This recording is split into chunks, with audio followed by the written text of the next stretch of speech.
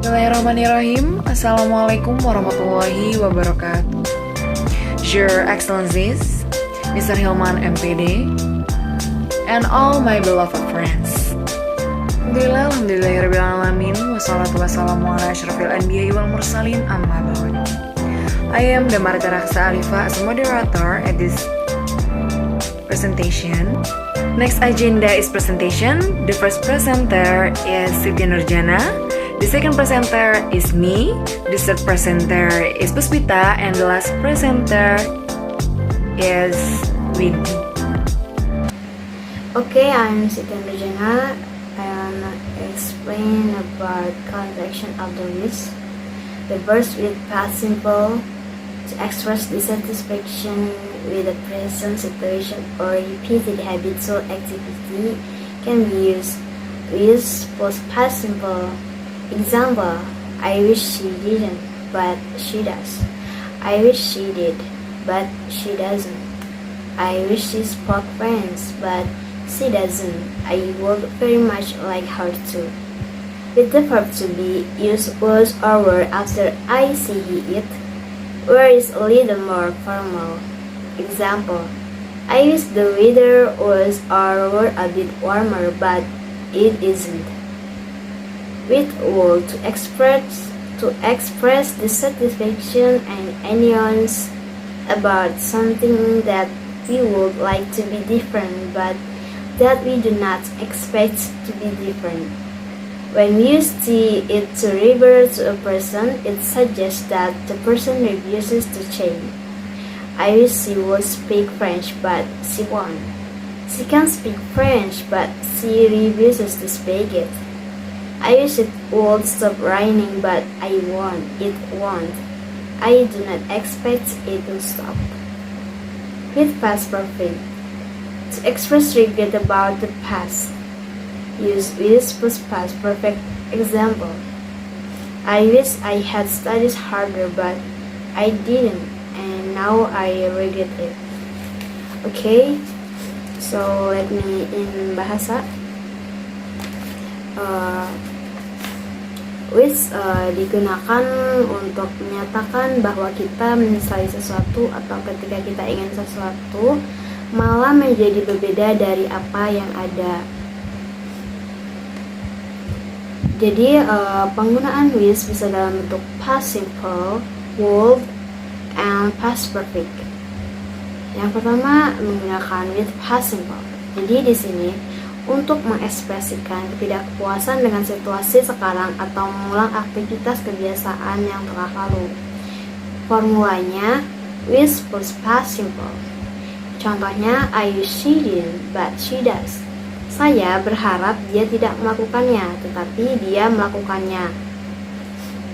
Lalu berikutnya dengan kata kerja to be menggunakan was atau were setelah I, see, he, it. Contohnya, I wish the weather was or were menggunakan were. Contohnya, I wish the weather was or were a bit warmer, but isn't. Saya berharap cuaca sedikit lebih hangat, tetapi tidak. Lalu berikutnya ada with would. Di sini would untuk mengungkapkan ketidakpuasan dan kekesalan tentang sesuatu yang kita inginkan untuk menjadi berbeda, tetapi kita tidak mengharapkan untuk menjadi berbeda. Contohnya, I wish she would speak French, but she won't. She can speak French, but she refuses to speak it. Saya berharap dia akan berbicara bahasa Prancis, tetapi dia tidak mau, dan sebenarnya dia bisa berbahasa Prancis, tapi dia menolak untuk berbicara bahasa itu. Lalu berikutnya with past perfect. Past perfect di sini untuk menyatakan penyesalan tentang masa lalu. Menggunakan formula with plus past perfect. Contohnya, I wish I had studied harder, but I didn't and now regret it. Saya berharap saya belajar lebih giat, tetapi saya tidak melakukannya, dan sekarang saya menyesalinya. So, wish is generally used to for wishes that did not happen, therefore wish more often request for a wish that did not come true in the past. In addition, wish can also be used for hopes that occur in the future related to success and happiness. Jadi teman-teman, wish itu pada umumnya digunakan untuk harapan yang tidak terjadi. Oleh karena itu, wish lebih sering merujuk pada keinginan yang tidak terwujud di masa lampau. Selain itu, wish juga bisa digunakan dalam type conditional sentence. Jadi, wish itu intinya adalah sesuatu yang keinginan yang tingkat terjadinya itu kecil, kemungkinan ketidak terjadinya itu kecil. Okay, that's all from me. Thank you. Okay, let me to explain. Contractions after wish. We can use if only in place of I wish. It also expresses dissatisfaction and regret. It is somewhat stranger than wish. If only I hadn't said that. Let me in bahasa. Jadi, if only bisa digunakan selain daripada I wish, karena itu sama-sama menggambarkan sebuah penyesalan di masa lampau. Bahkan, if only lebih kuat stranger daripada I wish. Seperti yang sudah tertulis di contoh, if only I hadn't said that. Jika saja aku tidak mengatakannya. Sebuah penyesalan dari masa lampau yang sayangnya semua itu sudah terjadi. Seperti yang tertera pula pada contoh berikutnya, if I work in Paris, my French would improve. Jika saya bekerja di Paris, maka bahasa Prancis saya akan meningkat. Sebuah pengandaian dan sesuatu yang tidak terjadi. Selanjutnya, after if, we often use were instead of was, especially in a formal style where it is considered more correct. Dan contohnya, if I were rich, I would travel all over the world. Dan ada lagi, if he were a better manager, the company would be more successful. Selanjutnya, we use the structure if I were you would to give advice. Nah, jadi kita akan ngegunain struktur if I were you untuk memberikan nasihat. Example, if I were you, I would take English lesson. Jika aku menjadi kamu, aku akan mengambil pelajaran bahasa Inggris. Seperti itu, untuk memberikan nasihat atau advice. Terakhir, ada rumus yang bisa kalian pakai, yaitu wish plus to infinitive, karena ini jauh lebih formal daripada saat kalian menggunakan bahasa I want to or I would like, dimana biasanya kita lebih sering menggunakan were dibanding was, karena ini adalah suatu formal style dan juga lebih correct, lebih benar gitu, lebih tertata, seperti itu. Let me introduce myself. I'm Puspita Purnama. I would like to explain what is phrasal verb. Phrasal verb is a phrase that consists of a verb with a preposition or adverb or both, the meaning of which is different from the meaning of its separate parts. Example, look for, look back, and look forward to. Phrasal verb merupakan kata kerja yang memiliki 2 hingga 3 suku kata. Kata pertama merupakan kata kerja, sementara kata kedua dan ketiga merupakan adverb atau preposition. Contohnya adalah look for yang artinya mencari, look sebagai verb dan for sebagai preposition. Contoh kedua yaitu look back yang artinya memikirkan tentang masa lalu, look sebagai verb dan back sebagai adverb. Dan contoh ketiga yaitu look forward to yang artinya gembira atau senang, look sebagai verb, forward sebagai adverb, dan to sebagai preposition. Phrasal verb terbagi menjadi 2. Yang pertama, transitive phrasal verb separable.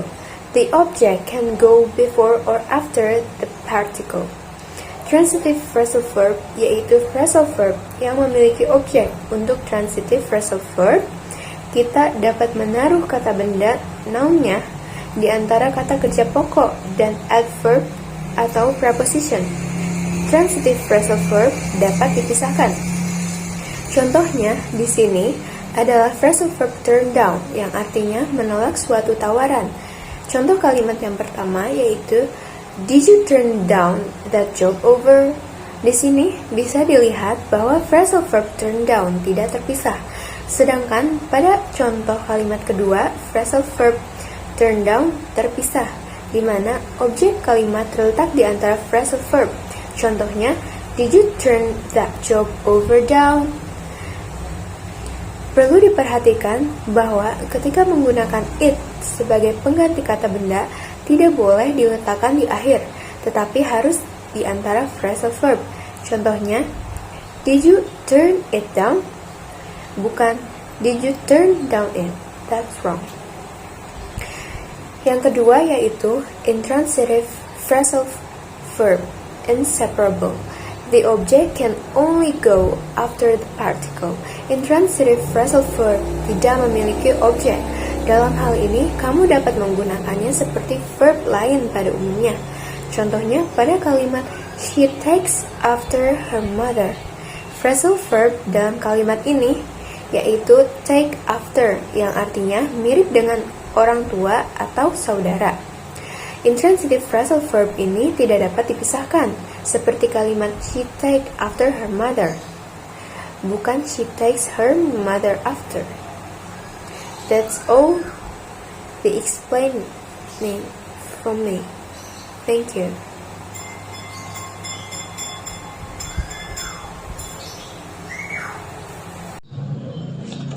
Assalamualaikum warahmatullahi wabarakatuh. I'm India Agustin. I want explanation about the conclusion of phrasal verb. The first, some phrasal verb have three words. Verb plus adverb plus preposition. In three word phrasal verb, the object can go after the preposition. Example, she come up with lots of good ideas. Nah, yang pertama ini jadi beberapa phrasal verb memiliki tiga jenis kata, tiga jenis ada verb, adverb, dan preposition. Nah, dalam tiga kata phrasal tersebut, objeknya si objek ini bisa berada pada setelah preposition. Nah, contohnya she come up with lots of good ideas. Dia datang dengan banyak ide. Nah, si objek ini lots of good ideas sebagai objek. Nah, dia terletak sesudah preposition. Mana yang jadi preposition? Yaitu kata with. Nah, kata lots of good idea sebagai objeknya bisa ditaruh di belakang atau di setelah kata preposition. Seperti itu. The second, some combination of verb plus particle have more than one meaning, and some of them might be either transitive or intransitive. Example, Business was very slow over the winter, but is picking up now. Or I will pick you up at 8 o'clock. Nah, yang kedua ini jadi terkadang phrasal verb memiliki beberapa makna kata. Bagaimana cara kita membedakannya? Cara kita membedakannya, kita lihat makna dan arti dari kalimat tersebut apa. Seperti contoh berikut. Contohnya tadi, business was ever slow over the winter, but it's picking up now. Nah, makna picking up pada contoh yang pertama bermakna meningkat, sedangkan pick up pada kata yang pada contoh yang kedua bermakna menjemput. Nah, mengapa picking up pada contoh yang kedua terpisah, sedangkan pada contoh yang pertama menyatu antara picking dan up-nya?